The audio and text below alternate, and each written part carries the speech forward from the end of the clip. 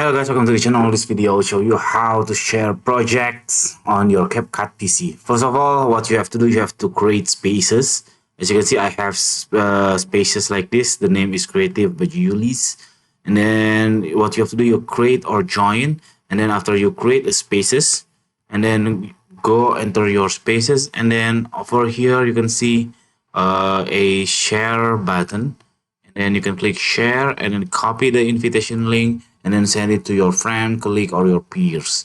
After that, you open your project. Even if your project not in, if your project is not from the spaces, you can imagine the spaces is just like a folder on Google Drive or on Windows Explorer, and then after you open the project, you make sure you click share and then you share to the spaces. So you just click